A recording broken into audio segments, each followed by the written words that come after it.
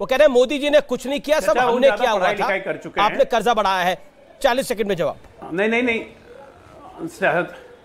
वही कह रहा हूं कि 2 ट्रिलियन डॉलर्स की इकोनॉमी हमने 9 साल में बढ़ा दी और हमने कर्जा बढ़ाया है। इनको तो ग्रोथ का स्केल का पता ही नहीं है कि इकोनॉमी होती क्या है। हाँ, आपके 10 साल यूपीए के बिल्कुल बहुत अच्छा काम किया आपने। सिर्फ जीजा जी को बनाया है, वो जीजा जी जिनकी प्रियंका गांधी की शादी के पहले इनकम टैक्स रिटर्न होती थी 14 लाख, आज उनकी कंपनी अपना इनकम टैक्स रिटर्न फाइल करती है 9,676 करोड़। ये है फेनोमिनल राइज। ये बनाया है आपने बनाया 2G 3G 4G घोटालों का इतिहास। चाहे कॉमनवेल्थ हो चाहे कोई हो, हर जगह घोटाले, इतने घोटाले कि भारत को घोटालों का देश कहा जाने लगा था। ये आपने बनाया। और आपने बनाया प्रधानमंत्री पद की गरिमा को खत्म कर दी। जब देश चलता था 10 जनपद से और 7 रेस कोर्स रोड चुपचाप बैठ के देखते रहता। ठीक है, जवाब नहीं। आपने ये बनाया देश को कि एक अदना सा सांसद प्रधानमंत्री का ऑर्डिनेंस ऐसे फाड़ के सरकार की धज्जियां उड़ा सकता था। ये बनाया आपने देश।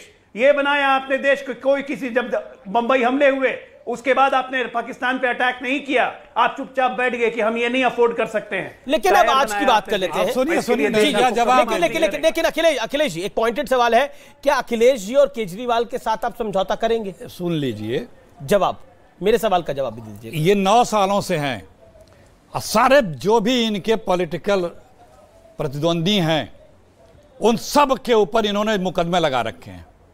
एक पे चार्जशीट लगी हुआ, एक किसी के ऊपर कुछ आरोप सिद्ध हुआ हो। क्योंकि आपसे जो प्रश्न करता है वो गद्दार है, वो देशद्रोही है, वो पाकिस्तानी है, खालिस्तानी है, वो नक्सल है जी, वो राष्ट्रद्रोही है। ये आपका स्वभाव है।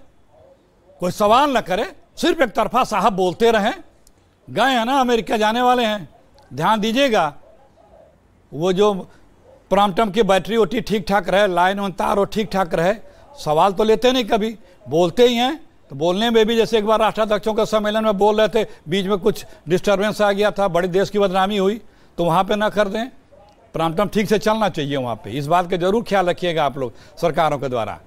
ये बता रहे हैं कि इस देश में क्या किया आपने, किसी लायक छोड़ा इस देश के नौजवानों को? बेरोजगारी कहाँ है? अमित शाह बेरोजगारी कहाँ है? महंगाई कहाँ है?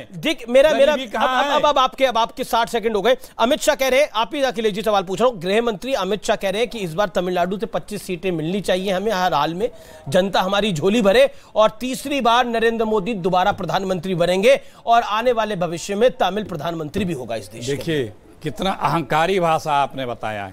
हर हाल में हमें 25 सीट चाहिए। अरे जनाब, 125 सीट नहीं मिलने वाली, हमारी झोली भर दे। हाँ, हर हाल में भर दे, जो भी हो। ये देश के वोटरों को अपना बंधुआ मजदूर समझने वाली बीजेपी को 125 सीट नहीं मिलने वाले हैं इस बार। 125 सीट नहीं मिलने वाले, नहीं मिलेगी। क्या प्लानिंग है आपकी? तो अखिलेश बाबू से मतलब समझौता हो गया है, यानी अखिलेश यादव और अरविंद केजरीवाल से समझौता हो गया है। विपक्ष एक है, अरविंद केजरीवाल और अखिलेश को मिलाकर भगदड़ मची है मोदी जी के ग्रुप में। ठीक है, अखिलेश और अरविंद को मिलाकर हम लोग 23 तारीख को मिल रहे हैं जी। आप देखिए कि विपक्ष एकदम यूनाइट है और इस देश को बचाना है, इस देश के संविधान को बचाना है, इस देश के लोकतंत्र को बचाना है। ठीक है, लोकतंत्र को बचाना है, संविधान को बचाना है। बीते 9 साल में हर शाम लोकतंत्र बचता है, अगले दिन सुबह फिर उसमें हालत खराब हो जाती है। ये 9 साल में लगातार देखने को हमें मिला है। लेकिन एक सवाल, लेकिन देखिए कुनबा तो बढ़ रहा है और मैंने इसलिए आपको बोला था, आप तो पेशे से डॉक्टर हैं तो स्ट्रेस लेना नहीं चाहिए। तो स्ट्रेस तो हो रहा होगा अजय आलोक, आपको टेंशन तो हो रही होगी, चिंता तो होंगे आप, चिंतित तो होंगे आप। अब सोचिए अरविंद और कांग्रेस एक साथ आ गई तो दिल्ली में आपका क्या होगा? अखिलेश यादव और कांग्रेस अगर एक साथ आ गई, हालांकि ट्रैक रिकॉर्ड अच्छा नहीं रहा है लेकिन फिर भी उम्मीदें तो बढ़ जाएंगी। ममता जी और कांग्रेस साथ में आ गई तो अमित जी, ये क्या पहले एक साथ नहीं आए थे? अखिलेश और कांग्रेस, ममता और कांग्रेस मिलकर चुनाव नहीं लड़े हैं क्या बंगाल में? अब अकेले हो गए हैं। अब दिक्कत इनकी है। देखिए पटना में एक साथ सारे भ्रष्टाचारी जुगनू बैठ के टिमटिमाएंगे, उससे हमें क्या फर्क पड़ा है? टिमटिमाने दीजिए। अभी चाचा ने कहा कि सब पे केस लाद दिया, सबको ईडी सीबीआई से तंग करते हैं। भैया ईडी सीबीआई, एक मिनट, नेशनल हेराल्ड केस में बेल पे हैं आपके नेता दोनों, सुनवाई चल रही है। बाकियों का भी यही हाल हो रहा है। यही तो दिक्कत है। कि मोदी आ गया तो क्या होगा, कुछ नहीं बचेगा। खुलेआम भाषण में कह रहे हैं, प्रवक्ता हो चाहे नेता हो, कि भारतीय जनता पार्टी या मोदी आ गया तो हम में से कोई नहीं बचेगा। एग्जिस्टेंशियल क्राइसिस है। ये हम नहीं बोल रहे हैं, आप ही के नेता लोग बोल रहे हैं। जहां तक रही आम आदमी पार्टी और कांग्रेस की बात, तो आज ये आम आदमी पार्टी ने ट्वीट किया है फ्री वाली चाशनी का हवाला देके कि सबसे पहले दिल्ली में हमने फ्री किया था, देश की सबसे पुरानी पार्टी हमसे कुछ सीखती है तो बहुत अच्छा, हम राजनीति बदलने आए हैं। तो ये इनके आपस में एक दूसरे को नीचा दिखाने की होड़ लगी हुई है। ठीक है, जवाब अखिलेश ये अरविंद केजरीवाल से आप लोग सीख रहे हैं। ये जो फ्री वाली पॉलिटिक्स है, जिस तरह से वो उनकी पार्टी भी क्लेम करती है लगातार कि कांग्रेस उनको फॉलो करती है कई चीजों में, क्योंकि पंजाब में उन्होंने आपको हराया नहीं, साफ कर दिया, दिल्ली में हराया नहीं, साफ कर दिया। नहीं, वही भाजपा के व्हाट्सएप विश्वविद्यालय के ज्ञान का यही है ना, कि जो बाद में आया उससे पहले वाला सीख रहा है। जैसे आया था कि साहब जैकेट है, मोदी जैकेट है, नेहरू जी ने मोदी जैकेट पहनी थी, तो इस टाइप का भाषा ज्ञान इन लोगों के पास है आम आदमी पार्टी का। वही तो ठीक है। अब बता रहे हैं, देखिए किस तरह की भाषा का प्रयोग किया इन्होंने, कि सारे भ्रष्टाचारी एक हो रहे हैं। विपक्ष अगर यूनाइट हो तो भ्रष्टाचारी है। हमारे गृह मंत्री भी बोल चुके हैं कि सब सांप नेवले के कीड़े जैसे एक डाल पे इकट्ठे होते हो रहे हैं। ये लोकतंत्र का मर्यादा है क्या? क्या विपक्ष यूनाइट नहीं हो सकता? या जो आपसे असहमत है वो आप इस तरह के भाषा का प्रयोग करते हैं? लोकतंत्र की मर्यादा के बाहर है।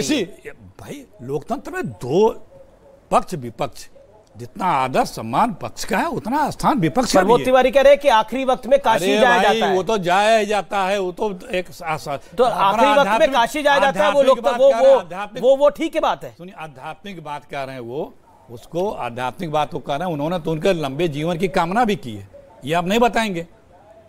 तो ये इस तरह की भाषा का प्रयोग करना, यही दम अहंकार। 2021 में अखिलेश जी ने बोला, 2023 में कांग्रेस ने बोला। 5 सेकंड भी बोलने नहीं आपने लगातार डिस्टर्ब करते हैं ना, बिल्कुल डिस्टर्ब नहीं करा। अच्छा ठीक है, आप बोल लीजिए, 15 सेकंड और बोल लीजिए, 15 सेकंड और बोल लीजिए। Okay, then Ajay Alok, I will come to you 15 more second. हम यही कह रहे हैं कि देखिए, लोग पहचान चुके हैं कि हमारे प्रधानमंत्री जी जो दुखड़ा और मुखड़ा पर निंदा और आत्म प्रशंसा और मुद्दों से भटकाना, और चुनाव के समय वो कोई अपने काम का चर्चा न करना, वहां पे सिर्फ पोलराइज कैसे हो सकता उस चीज पे आकर के चुनाव को ले आने का प्रयास करना। लोग अब इस बात को समझ गए। तो पोलराइज तो आप भी करने की मध्य प्रदेश में कोशिश कर रहे हैं। हनुमान जी की गदा का कांग्रेस की कैंपेन में क्या काम है? नहीं, बिल्कुल नहीं, आपको मैंने बोलने दिया, आपने 20 सेकंड बोला जी। आपने हनुमान जी की गदा का कांग्रेस की कैंपेन में क्या काम है? आप कहने पोलराइज नहीं कर रहे, लेकिन हनुमान जी की गदा का क्या काम है, बताइए। देखिए, अब आप गदा पे आ गए। अभी गदा या पता नहीं क्या क्या हनुमान जी को बता रहे थे कि बजरंग दल को बजरंग बली बता रहे थे वहां। अभी अच्छा, आप कांग्रेस के प्रचार में हनुमान जी की गदा क्या कर रही है? पूरा जो है, अब कांग्रेस के प्रचार में हनुमान जी की गदा क्या कर रही है? मैंने कहा ना, मेरा सेंटेंस आप कभी पूरा नहीं, मैं तो पूरा होने दे रहा हूं आपको। सर, आप सवाल का तो जवाब दें। मेरा सेंटेंस कभी आप सवाल का तो जवाब दे। अगर वो जो इलेक्ट्रिकल गदा चल रही थी, जो घूम रही थी, वो शॉट्स दिखाइए जरा इलेक्ट्रिकल गदा के। वो तो शॉट वो जो गदा घूम रही थी, वो क्यों घूम रही थी? तो जीडीपी घूमनी चाहिए थी अगर आपको विकास पे चुनाव लड़ रहा है। हनुमान जी की गदा क्या कर रही थी जबलपुर में? हम विकास पे बात करते हैं, और मध्य प्रदेश में लूटी हुई सरकार इस टाइम है बीजेपी की, जनादेश से नहीं मिला था। और महाराष्ट्र है, इसी साल वो भी चले जाएंगे दोनों सरकारें। और हम महाराष्ट्र का चुनाव अगले साल है। अरे अभी तो तमाम चीजें और वहां होनी है।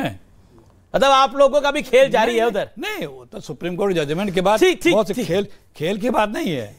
बात दरअसल में ये कि आपको जब अगर जनादेश नहीं मिलता है, लोकतांत्रिक तरीके से आपको सत्ता नहीं मिलती, जवाब पैसा रुपए धन बल बाहुबल नाना प्रकार के बलों के बदौलत। और देखिए, ये सीबीआईडी की बात करते हैं। अब आपने बात आने दिए सर, आपने लगातार आप बोल रहे हैं भाई। आपने बोला सुब्राष्ट्र। मैं डॉक्टर अजय आलोक आपके पास आऊंगा। जो इनके पास चला गया वो धुल गया, सीबीआई इनके पास washing machine. Okay 30 second doctor Ajay Alok, 30 second जिनके ऊपर 30 सेकंड अजय आलोक मिले थे। लेकिन अखिलेश जी, मेरा निवेदन स्वीकार करिए। देखिए, आप लगातार बोल रहे हैं। ओके डॉक्टर अजय लोग 30 सेकंड।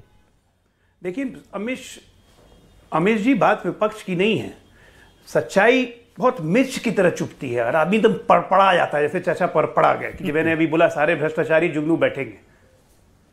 अब देखिए, भ्रष्टाचारी जुगनू मैं क्यों कह रहा हूं? इनके लिए भ्रष्टाचार सदाचार है, मेरे लिए नहीं हो सकता, आपके लिए नहीं हो सकता। कौन बैठ रहा है? कांग्रेस नेशनल हेराल्ड में बेल, दूसरी टीएमसी नारदा सारदा, तीसरी आरजेडी लालू तेजस्वी मीसा सब बेल पे, राबड़ी सब बेल पे, चौथी झारखंड मुक्ति मोर्चा, माइनिंग लीज के आरोप प्रूव हो चुके हैं, कभी भी मुख्यमंत्री पद जा सकता है। लगातार ऐसे दल है, डीएमके तमाम घोटालों की फेल लिस्ट है, एनसी, पीडीपी, कश्मीर में हुए पैसों का बंदरबाट जांच चल रही है, कभी भी फंस सकते हैं। एक एक लोग की हिस्ट्री है। आम आदमी पार्टी, शराब घोटाला, शिक्षा घोटाला, जितने दिल्ली के घोटाले हैं सब उनके नाम पे। ये सारे बैठ के वहां क्या हरि कीर्तन करेंगे? ठीक है, महुआ माझी, अब मैं इनको अगर भ्रष्टाचारी कह रहा हूं, महुआ माझी मेंबर ऑफ पार्लियामेंट महुआ माझी जेएमएम से है, लगातार चिपका हुआ है आप पे। शुभ राष्ट्र के पास में आऊंगा। महुआ माझी जी, सीधा सवाल है, अब बीजेपी तो बड़े सारे आरोप लगाती है, लेकिन मैं एक एक करके आऊंगा। लेकिन पहला आरोप आप पर यही है कि आप खुद भ्रष्टाचार में सिर से पैर तक डूबे हुए हैं, इसलिए सब भ्रष्टाचारियों को मोदी के खिलाफ आना ही पड़ेगा। बीजेपी इस प्लान के ऊपर अपना पूरा चुनाव बना रही है। आपके पास क्या कोई अल्टरनेटिव है इसके अलावा? क्योंकि भ्रष्टाचार के सब पे आरोप है और गंभीर आरोप है। मैं आपके सीएम पे भी गंभीर आरोप कर दूं कि जिस माइनिंग लीज की बात कर रहे हैं, मेरी बात सुन लीजिए। जो सेक्रेटरी थी माइनिंग की, उनको जब अरेस्ट किया गया, और वो 2005 का मामला था जिस समय भाजपा की सरकार थी, उनका पूरा भ्रष्टाचार भाजपा के कार्यकाल का था, यह आप पता कर लीजिए। अभी तक ऐसा कुछ भी नहीं मिला है माननीय मुख्यमंत्री जी के खिलाफ।